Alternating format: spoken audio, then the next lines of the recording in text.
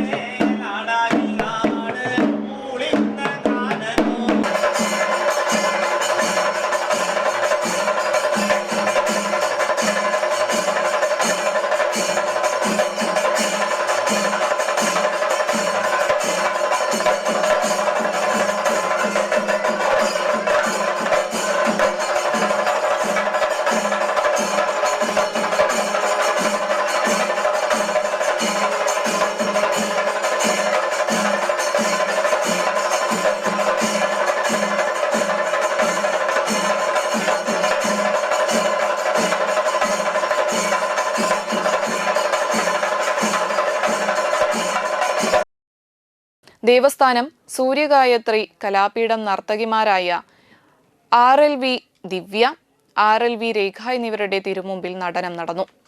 തിറവെള്ളാട്ട് രണ്ടാം ദിവസം സംഗീത മണ്ഡപത്തിൽ ഡോക്ടർ PN പ്രഭാവതി, പാലക്കാട് കൃഷ്ണരവി, ജിന രാമകൃഷ്ണൻ, ചോറ്റാനിക്കര അജയ് കുമാർ, തിരുമാനി വെങ്കിട്ടപുരം അമൽ, ചേർത്തല രാജീവ് രമേശൻ, തൃപ്പൂണിത്തറ രാജ്നാരായണൻ, ഇരിങ്ങാലക്കുട മുരളീധരൻ എന്നിവരുടെ സംഗീതാരാധനയും RLV രഞ്ജിനി മനോജും സംഘവും, മനോജ് കുമാർ, നിഷ മനോജ് കുമാർ, അബുദാബി ധർമ്മരാജ് എന്നിവരുടെ ഭരതനാട്യവും, തീർത്ഥ രഞ്ജിത്ത് മേനോൻ, പാർവതി ജയദാസ് എന്നിവരുടെ കുച്ചിപ്പുടിയും, ഇടശ്ശേരി നീലാഞ്ജനം, വെള്ളാനിക്കര ശിവപാർവതി ടീമിന്റെ തിരുവാതിരക്കളിയും നടന്നു. വിഷ്ണുമായ സ്വാമിക്കും ഭുവനേശ്വരിക്കും പൂജയുണ്ടായി.